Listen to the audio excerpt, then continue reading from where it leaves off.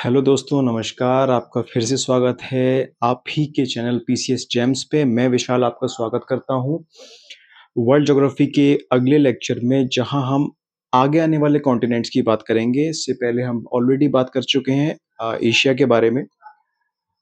Next जो हमारा topic है, दूसरे नंबर का कॉन्टिनेंट दोस्तों, वो है अफ्रीका। ठीक है। जब अफ्रीका की दोस्तों हम बात करते हैं, सबसे पहली चीज जो इसके बारे में हमें जाननी है, वो इसमें टोटल नंबर ऑफ कंट्रीज हैं 54। 54 नंबर ऑफ कंट्रीज का मतलब है ये वो कॉन्टिनेंट है जिसमें मैक्सिमम नंबर ऑफ कंट्रीज पाए जाते हैं। ठीक है दोस्तों, maximum number of countries are found in Africa. इसका हाईएस्ट पॉइंट की अगर मैं बात करूं तो वो है माउंट किलीमंजारो। माउंट किलीमंजारो जो कि कहाँ है? तंजानिया। आपने नाम सुना होगा, एक अफ्रीकन कंट्री है तंजानिया, वहां ये हाईएस्ट पॉइंट माउंट किलीमंजारो है। और स्पेसिफिकली बात करूं तो माउंट किलीमंजारो के ऊपर एक क्रेटर वॉल्केनो है, कीबो। कीबो क्रेटर वॉल्केनो, इसका एक पीक है उहुरु पीक। उहुरु पीक, ये जो पीक है माउंट किलीमंजारो में, it is the highest point. इतना डीप में शायद ही पूछे आपसे। माउंट किलीमंजारो बहुत ज्यादा पूछा जाता है, और ज्यादा होगा तो कीबो पूछा जाएगा, नहीं तो बहुत रेयर केसेस में उहुरु पूछा जाएगा। चूंकि आपका एग्जाम इतना प्रेडिक्टेबल नहीं है, सिविल सर्विसेज एग्जाम जितने भी हैं, स्टेट लेवल या यूपीएससी की बात करें, तो हम इस पॉइंट को भी साथ में कवर करके चल रहे हैं। बात करें इस पर्टिकुलर माउंटेन की, किलीमंजारो की, तो ये एक डोरमेंट वॉल्केनो है। देखिए, वॉल्केनो मुख्य रूप से तीन प्रकार के हम पढ़ते हैं: एक्टिव, डोरमेंट और एक्सटिंक्ट। एक्टिव का मतलब है कि वो वॉल्केनो नियमित रूप से फटता रहता है, उसमें से लावा निकलता है एक नियमित समय के बाद। एक्सटिंक्ट का मतलब होता है कि ये वॉल्केनो अब शांत हो चुका है, ठंडा हो चुका है, इसमें से किसी भी प्रकार की लावा नहीं निकलती, ये नहीं फटता। ठीक है। और डोरमेंट वॉल्केनो का मतलब होता है कि ये कब फट जाए इसका पता नहीं, संभावना है कि फट जाए, संभावना है कि नियमित रूप से ना भी फटे। ठीक है। तो ये एक डोरमेंट वॉल्केनो है। ठीक है। साथ ही साथ माउंट किलीमंजारो पूरी दुनिया का हाईएस्ट फ्री स्टैंडिंग माउंटेन है। क्या है? हाईएस्ट फ्री स्टैंडिंग माउंटेन, यानी कि इसके आसपास और कोई माउंटेन नहीं है। ये अकेला माउंटेन है, इसके आसपास और कोई माउंटेन नहीं है। ऐसे माउंटेन्स को फ्री स्टैंडिंग माउंटेन्स कहते हैं, और दुनिया का ये सबसे हाईएस्ट फ्री स्टैंडिंग माउंटेन है। ठीक है दोस्तों, ये बात हुई अफ्रीका के हाईएस्ट पॉइंट की। अब बात करें लोवेस्ट पॉइंट। लोएस्ट पॉइंट है इसका असाल लेक, जो कि जिबूती नाम के एक कंट्री में लाई करता है, जो कि ईस्ट अफ्रीकन कंट्री है। ये सलाइन है, नमकीन पानी की एक झील है। नमकीन पानी की झीलों के बारे में मैंने आपसे पहले भी बात की थी। यहाँ पानी आता तो है, लेकिन निकलने का, निकास की कोई व्यवस्था नहीं होती है। और तापमान हाई होने की वजह से जब पानी इवेपोरेट करता है, तो नमक चूंकि साथ में पानी के नहीं जा पाता, इसलिए नमक की क्वांटिटी पानी में बढ़ जाती है। इसलिए ये सलाइन लेक्स कही जाती हैं। ठीक है। Third lowest point of the world, असाल लेक जो है, वो दुनिया का तीसरा सबसे लोएस्ट पॉइंट है। ये भी मैंने आपको बताया था। पहला लोएस्ट कौन सा है, याद कीजिए, dead sea. Second lowest Galilee सागर। Third is Assal lake. Longest river की बात करें तो नाइल नदी जो है वो अफ्रीका की सबसे लंबी नदी है। इसके साथ साथ दोस्तों, ये दुनिया की सबसे लॉन्गेस्ट नदी भी है। ठीक है। ये अफ्रीका है। ये देखिए, ये मैंने अफ्रीका बनाया है छोटा सा। अफ्रीका के इस ईस्टर्न भाग में कुछ इस प्रकार से ही ऊपर की ओर प्रवाहित होती है, और ऊपर की ओर प्रवाहित होने के बाद ये मेडिटेरेनियन सी, भूमध्य सागर में एंटर कर जाती है, अपना माउथ बनाती है भूमध्य सागर, यानी कि मेडिटेरेनियन सी, जो कि अफ्रीका के नॉर्थ में है। ठीक है। ये जो नाइल रिवर है, ये मैंने बताया अपना मुहाना मेडिटेरेनियन सागर में बनाती है। साथ ही साथ ये जो इजिप्ट के बारे में आपने सुना होगा। इजिप्ट को गिफ्ट ऑफ नाइल भी कहा जाता है क्योंकि इजिप्ट के लिए एक बहुत ही बड़ा फ्रेश वाटर का सोर्स नाइल है। यहाँ की आबादी इसके ऊपर हेविली डिपेंडेंट है, इसीलिए इजिप्ट बसा, क्योंकि यहाँ पानी की व्यवस्था नाइल ने की। दैट इज वाई इजिप्ट को गिफ्ट ऑफ नाइल भी कहा जाता है। ठीक है, ये आर्क्यूएट डेल्टा का निर्माण करती है जब भूमध्य सागर में एंटर करती है उससे थोड़ा पहले। आर्क्यूएट डेल्टा का मतलब है कि एक आर्क, एक इस प्रकार का टेढ़ा आर्क बनता है एंटर होने से पहले। उस डेल्टा को हम बोलते हैं आर्क्यूएट डेल्टा, कुछ इस प्रकार से। ये हमारी नाइल नदी आई। नाइल नदी आई, इसने पहले सेडिमेंट्स जमा किए हुए थे। उन सेडिमेंट्स से टकरा करके इसके कई खंड हुए नदी के, और ये भूमध्य सागर है, इसमें एंटर कर गई है। तो जब ये इसने सेडिमेंट्स ऐसे जमा किए जिसमें मिट्टी, पत्थर, कंकड़, बालू सब है, ऐसे जमा किए, इन सेडिमेंट से ही डेल्टा बनता है। तो ये डेल्टा कुछ इस प्रकार से बना, और ये डेल्टा देखने में एक आर्क लग रहा है, इसलिए इसको हम आर्क्यूएट डेल्टा कहते हैं। चलें, बात करें दोस्तों नॉर्थ अमेरिका कॉन्टिनेंट की, जो कि हमारा तीसरा कॉन्टिनेंट होने वाला है इस चैप्टर के अंदर। इसमें टोटल 23 नंबर ऑफ कंट्रीज हमें देखने को मिल जाते हैं। इसका हाईएस्ट पॉइंट है दोस्तों माउंट डेनाली। माउंट डेनाली कहाँ लाई करता है? अलास्का में। ठीक है, इसका पुराना नाम था माउंट मैकिनली। माउंट मैकिनली इसका पुराना नाम है। ये मैं इसलिए आपको बता रहा हूं क्योंकि कई बार इसका पुराना नाम भी पूछा जा सकता है आपसे। डायरेक्टली माउंट डेनाली ना लिख करके माउंट मैकिनली भी लिख के पूछ सकता है, इसीलिए आपको पता होना चाहिए। इसका जो लोएस्ट पॉइंट है वो है डेथ वैली। डेथ वैली जो कि कैलिफोर्निया में है, जो कि कैलिफोर्निया में है, और मोजावे डेजर्ट का ये पार्ट है। किसका पार्ट है दोस्तों? मोजावे डेजर्ट का पार्ट है। अब इसको डेथ वैली इसीलिए बोलते हैं क्योंकि वहां आबादी नहीं है, लोग नहीं रहते हैं, तो इसलिए डेथ वैली का नाम दे दिया गया है। लॉन्गेस्ट रिवर की अगर हम बात करें, किसकी? नॉर्थ अमेरिका, उत्तरी अमेरिका की, नॉर्थ अमेरिका की लॉन्गेस्ट रिवर की अगर हम बात करें, वो है मिसूरी। मिसूरी। मिसूरी अपना मुहाना यानी कि अपना माउथ बनाती है दूसरी नदी के अंदर, जिसे हम बोलते हैं मिसिसिपी रिवर। मिसिसिपी रिवर के अंदर ये अपना माउथ बनाती है, यानी कि एंटर करती है, उसके बाद ये मिसिसिपी में मिल जाती है। ये पूर्ण रूप से यूनाइटेड स्टेट्स में फ्लो करती है, और इसे बिग मडी के नाम से भी जाना जाता है। किस नाम से जाना जाता है दोस्तों? बिग मडी के नाम से भी जाना जाता है। पॉइंट नोट करें।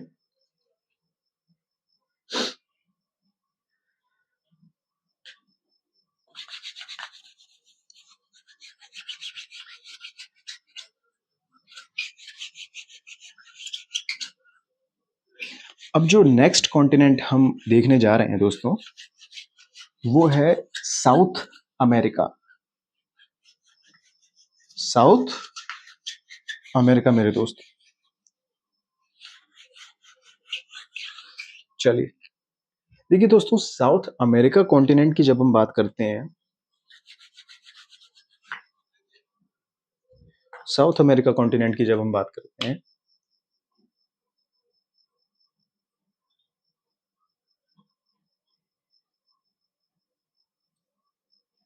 हेडिंग डाल लीजिए। चलिए, साउथ अमेरिका में हम नंबर ऑफ कंट्रीज का सबसे पहला देख लें। देखिए, साउथ अमेरिका वैसे तो इसके अंदर 14 कंट्रीज हैं, 14 कंट्रीज। ठीक है, लेकिन इनमें से 12 इंडिपेंडेंट हैं और 2 डिपेंडेंट कह लो, या दूसरे देशों के द्वारा, दूसरे देशों के अंतर्गत आते हैं। एक है इसमें फ्रेंच गिनी, जो कि फ्रांस के अंतर्गत आता है, और एक है इसमें फॉकलैंड आइलैंड्स, जो कि यूके के अंतर्गत आता है। ठीक है, इन पॉइंट को नोट करें। अगर मैं इन दोनों डिपेंडेंट कंट्रीज को मैप में दिखाऊं, देखिए दोस्तों, एक चीज हमेशा याद रखें, जब भी आप ज्योग्राफी पढ़ रहे हैं, खास तौर से जब आप वर्ल्ड ज्योग्राफी पढ़ रहे हैं, तो आपके पास में एटलस हमेशा होना चाहिए। और इस चीज में बिल्कुल भी आलस मत कीजिएगा। अगर आपके पास एटलस नहीं है, तुरंत परचेज करें, ऑर्डर करें, नियरेस्ट मार्केट से तुरंत लेकर के आएं। और जब भी मैं क्लास लेता हूं, तो उस पर्टिकुलर कंटेंट को खोल करके बैठे, उसकी बॉर्डर के आसपास के जितने भी ओशियंस, बे, खाड़ियां, ठीक है, इंपॉर्टेंट नदियों के मुहाने, इन्हें एक बार सरसरी निगाहों से देखते चलें। याद नहीं करना है, बस देखते चलें सरसरी निगाहों से हर एक कॉन्टिनेंट के कुछ कुछ इंपॉर्टेंट पार्ट्स को, उनकी कुछ कुछ कंट्रीज को। और यही चीज जब आप बार बार दोहराएंगे, तो हर कॉन्टिनेंट की हर एक इंपॉर्टेंट इंफॉर्मेशन आपको याद हो जाएगी, और आपकी वर्ल्ड ज्योग्राफी का एक बहुत बड़ा हिस्सा पूरा हो जाएगा, क्योंकि एटलस से बहुत सारे क्वेश्चंस आते हैं दोस्तों। ठीक है, ये जो फैक्ट मैं बता रहा हूँ, ये प्लस एटलस। मुझे नहीं पता आपको कितना क्लियर दिख रहा होगा, बट ये बेसिकली ये है आपका south America continent. South America continent में एक बहुत नीचे पॉइंट है, ये देखिए दोस्तों, एक बिल्कुल नीचे, ये है आपका फॉकलैंड आइलैंड्स, यूनाइटेड स्टेट्स का। और ये है आपका फ्रेंच गिनी, ये पिंक कलर में। ये दो जो कंट्रीज हैं, इन्हें अलग ये डिपेंडेंट हैं। बाकी सारे जो कंट्रीज हैं इसके अंदर, दे आर इंडिपेंडेंट। चलिए,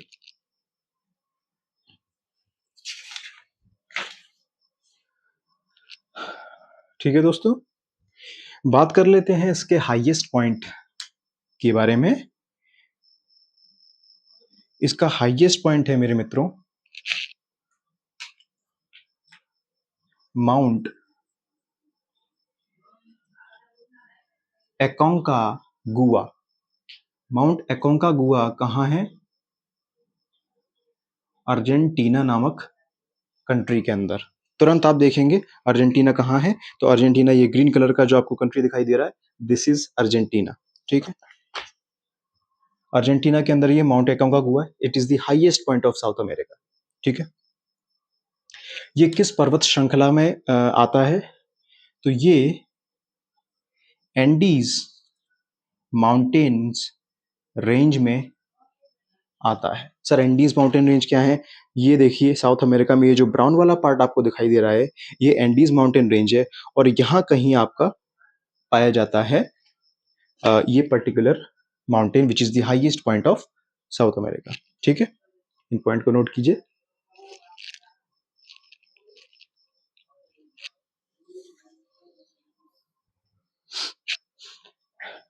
इसके अलावा ये एक एक्सटिंक्ट वॉल्केनो है, जिसके बारे में मैंने अभी आपको बताया था कि 3 प्रकार के वॉल्केनोज है, एक्सटिंक्ट, डोरमेंट, एक्टिव। ये एक्सटिंक्ट है, खत्म हो चुका है, ठंडा हो चुका है। ठीक है दोस्तों, तब तक आप इसे नोट करें, मैं इधर मिटाता हूं।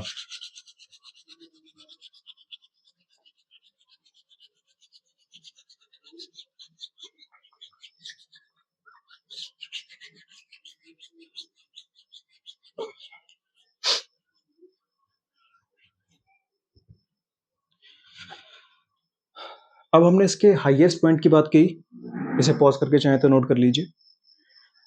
अब हम बात कर रहे हैं लोएस्ट पॉइंट। देखिए, साउथ अमेरिका का जो लोएस्ट पॉइंट है, जनरली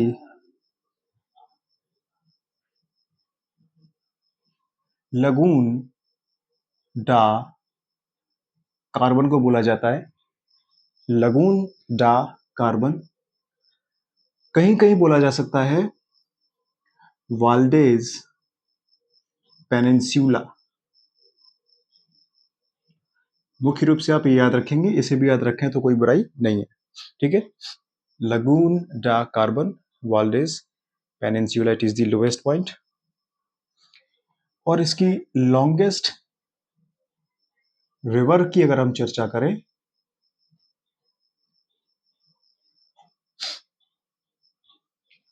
तो वो है दुनिया की सबसे बड़ी नदी, Amazon river. Which is the world's largest river, यानी कि ना ही केवल ये साउथ अमेरिका की सबसे लंबी नदी है, ये साउथ अमेरिका और वर्ल्ड की सबसे बड़ी नदी है। Got it? अमेजोन रिवर अपना माउथ अटलांटिक सी के अंदर बनाती है, अटलांटिक सी। अमेजोन रिवर मैक्सिमम एरिया कहाँ कवर करती है? ब्राजील नाम के कंट्री में, यानी कि कई सारे कंट्रीज से ये फ्लो करती है, लेकिन ब्राजील में सबसे ज्यादा ट्रेवल करती है। ठीक है, देखें, ये है आपका बेसिकली साउथ अमेरिका, ठीक है, और ये हमारी अमेजोन रिवर इस प्रकार से फ्लो करती हुई ब्राजील में होकर के इसमें एंटर कर जाती है अटलांटिक ओशियन में। ये देखिए ब्राजील कितना बड़ा है, येलो वाला जो है ब्राजील है। ठीक है, कई सारे कंट्रीज में फ्लो करती है और फाइनली अटलांटिक ओशियन में जाकर के मिल जाती है। इस प्रकार से आप लोगों को भी साथ के साथ में एटलस देखते चलना है। मुमकिन नहीं हो पाएगा कि मैं बार बार रुक करके हर क्लास में आपको एटलस दिखाऊं, कोशिश करूंगा कि दिखाऊं, लेकिन आप लोग भी अपने साथ एटलस लेकर बैठे, डेली 15 से 20 मिनट एटलस के साथ वक्त जरूर गुजारें। ठीक है, ठीक है दोस्तों, इन पॉइंट्स को नोट डाउन करें।